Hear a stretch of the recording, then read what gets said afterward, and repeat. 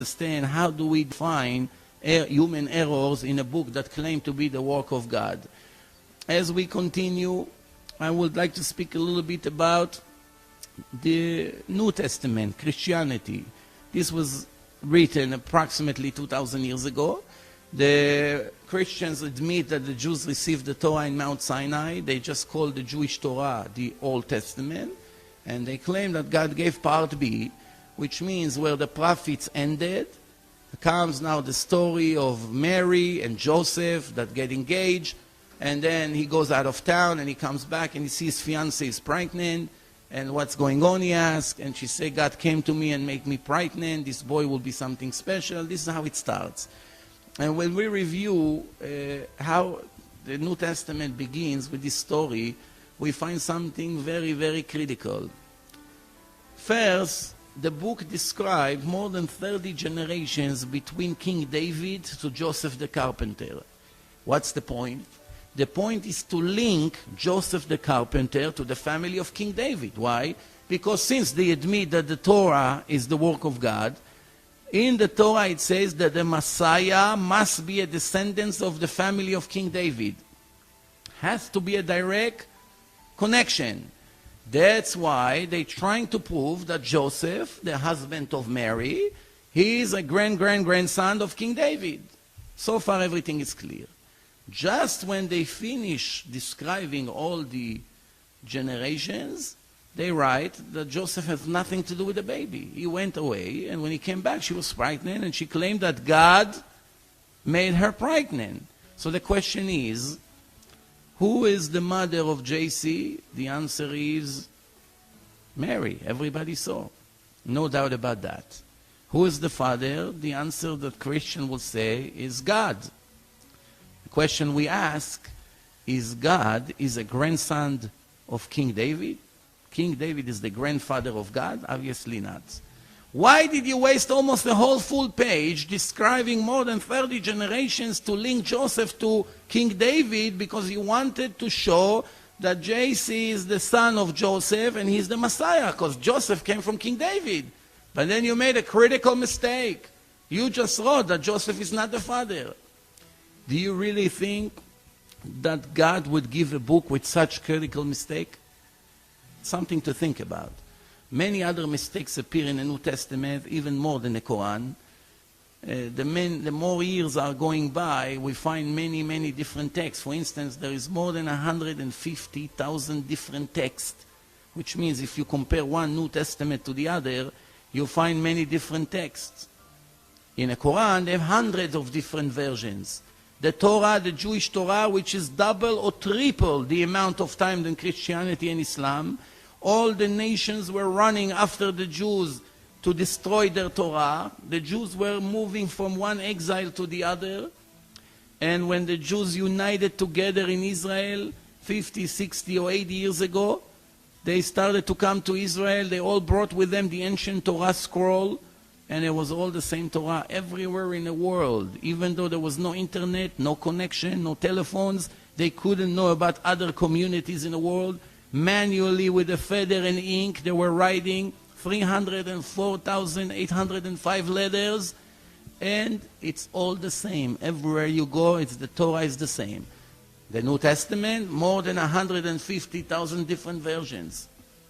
I once asked the Christian professor in one of our debates, I asked him, tell me, if I have a diamond, which is $100 million diamond, original one, and I came to present the diamond to the crowd, and each one of the people from the crowd had a special diamond ready to throw at me as soon as I take my real diamond out. But all the other diamonds is a complete, perfect, fake diamonds. Just when I presented the diamond, all of them threw their diamonds at me. And then what? My real diamond got mixed with all the fake diamonds. There's no way to tell. What happened to my diamond? It's gone. The value will never be the same. Every diamond you pick up, it's 1% or 5% chance that maybe it's real. Nobody will pay you $100 million for it. So I told him, even if your claim is real, that really the New Testament was given by God, it's gone from the world because the original copy will never be found. You have 150,000 different modified books that even if it was divine, it's gone because it was modified completely. Different dates, different names, parts are missing, different spelling mistakes. You can see, you can check, 150,000. Everyone copy manually in the old days, 2,000 years ago, before printing was invented, and it's enough that each person made a mistake in one letter. Every person has a different text than his friend because he has one letter wrong than the other one, and the other one has a different letter wrong. And over the years, 2,000 years, or I should say 1,500 years until they started to print, and that's why you have so many different texts. The Muslims were more careful with the Quran to try to copy it in the original way, but people are people and people are subject to human error. That's why there are hundreds of different versions of the Quran. So, one other mistake in the New Testament, in Act 7, it says that Jacob went to Egypt with 75 people. We all know that when we review in the Torah says clearly that Jacob went to Egypt when his son Joseph was already the assistant of the king Pharaoh. Jacob went to Egypt with 70 people. But what happened to God? He forgot. In the New Testament, it says 75 people. And obviously it's a human error. There are, as I said before, more examples of such human errors such as this. And I'll give one last example and we'll move on.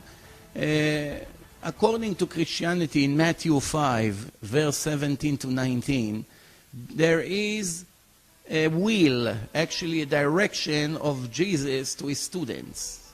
He was a Jew and he died as a Jew. He really never started any religion. The New Testament started between 70 years to 300 years after his death. There's all kinds of opinions.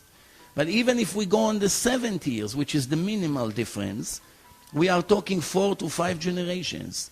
The people who wrote the evangelists, Mark, John, Matthew, Luke, never saw JC. Everything they will tell us about him, we will have to either believe them or not. They cannot supply one proof to what they say. I can come and say that my grandfather used to walk on water and he used to make magic and was a holy man. Everything I say, it's either yes or no, 50-50. We'll never have a proof for that. Now it's the question, do you want to believe me or not? Do you want to base your entire life based on a story like this or not? When we begin to review their books, we find so many contradictions. For instance, in one book, it describes all the generation from Joseph the carpenter all the way back in history to King David. And in another book they describe it, but there are more than 20 different mistakes. Over here it's described A, B, C, D, E, F, G, and over there it's a complete different orders with different names. What really happened in history? Is this the right way or is this the right way? Both of them cannot be correct. God doesn't make such contradictions. In history, in generations, in the right order, it's impossible. Here is an example from Matthew 5. This is what JC tells his student. Do not think I came to contradict the Torah or the prophets. I did not come to contradict. I came to fulfill. I'm telling you today, if heaven and earth will be destroyed, you can still not erase one letter from the Torah, even a part of the letter. They will all remain forever. Therefore, if someone will contradict one of the smallest commandments, and will teach differently to others, will be cursed by the kingdom of heaven. Again, Matthew 5, 17 to 19, which means, according to the hero of Christianity, which is JC himself, no one of his followers is allowed to modify the one instruction from the Torah. For instance, his followers are not allowed to eat pork, because the Torah says it's forbidden. They're not allowed to violate the rules of the Sabbath. And many other examples. Obviously, we don't see Christians that follow the laws of the Torah. They have their own laws which contradict completely the Torah.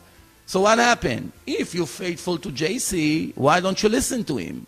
If he is the most important figure in Christianity, the mandatory thing would be that every Christian in the world, there's close to 2 billion Christians in the world, they will follow his instructions strictly. And yet we find that nobody listens to his orders. And it's clearly in the New Testament. I gave 2 or 3 examples here. The truth is that I have hundreds of examples. And we don't have the time to show all of them. If you're interested, just go into my website, divineinformation.com, and you click the debate, and you watch a 3-hour debate, and you're going to see many more examples of what human errors are considered. We move on. As one more last thing about mistakes in the New Testament is that it says that the cave when Abraham, Isaac, and Jacob is buried is in the city of Nablus. Shechem, Nablus. Everybody knows that it's in the city of Hebron. What happened to God? He doesn't remember where is the cave of Abraham, Isaac, and Jacob? Is it possible, such a thing? Is it possible that in a book that claimed to be the work of God will be such human errors? The answer, of course not. The conclusion is very simple. God never gave Quran. God never gave the New Testament. People wrote it, and people, as genius as they may be, they make mistakes, contradiction, because it's very difficult to write such a long book in 1 or 2 days. It takes weeks. And therefore, a person doesn't remember what he wrote a week ago, especially when he fakes this entire scenario. That's why it's full of human errors. However, when you review the 24 books of the Bible, from Genesis to the Songs of Songs, the 5 books of Moses, which is the main Torah, and then 19 other books who came after in a generation when the prophets were coming and adding more prophecies that God gave them, you will not be able to find any human errors. Now remember, the Torah is a combination of the written and the oral laws. Combination. You cannot understand one of the 613 commandments that the Torah gave the Jews without reviewing the oral laws. God separated between the written Torah to the oral Torah. The reason is because he did not want the entire world to have the secrets of his book. That's why he gave brief names of the commandments with no instruction how to do. And verbally, he taught Moses how to do, what to do, and how to teach to others. The Jews kept it strictly all the years. It passed from father to son. It's very important to understand. The Torah gave 613 laws. It would be much easier to give an even number, 600, 700, 500. Why 613? The answer is the human body is a combination of 613 parts, 248 organs, 365 ligaments, which means if we review the Torah, we see 248 positive obligations, which means you should do, you should do, you should do. How many? 248. Each one connects to one organ in the body. 248 organs, 248 obligations, commandments to do. How many ligaments in the body? 365 ligaments, the Torah says. And for each one of them, there is one restriction in the Torah. You should not kill, you should not steal, and so forth and so on. So it's a perfect match. Actually, the Torah says that first was the Torah, and then came the world. And God created the world based on reviewing the blueprint, which is his Torah. Torah in Hebrew means instructions. Instruction how to live, how to do business, how to get married, how to raise children, and many other instructions. That's called Torah. So we review the Torah. First, as I said, we have one Torah, not 150,000 and not even 200. It's one Torah all over the world. 304,805 ligaments. How do we know the Torah was given from God? Let's review it carefully. Please pay attention. When I come today to secular Jews, they don't keep any of the commandments and try to convince them to become observant of the instructions of the Torah. First reaction is, leave me alone, I'm happy with the way I am, I'm not interested to change, it's too difficult, you know. What would be the chance that I will speak to millions of people and overnight, all of them will become religious. I bring them a book, I say, God sent me, I'm the prophet, every one of you has to listen to me, here is the book, here is your copy. Everybody has to change from one side to the other, completely. What's the chance? Close to zero. Millions of people would agree right away. It's almost impossible. But yet in history something like this did happen.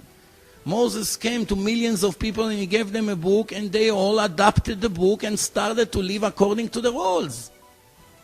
How did it happen? We have to understand, we have to investigate. We use our common sense. If we review the 613 laws, we find, first of all, that some of them are difficult to keep. It's not so easy. And we also find that approximately 80% of them, not only we cannot understand in a human logic, it's actually, some of them are against human logic. For instance, the entire concept of the sacrifices. A person make a sin, the animal supposedly paying the price.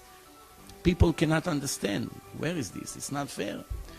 One commandment in the Torah, if you see a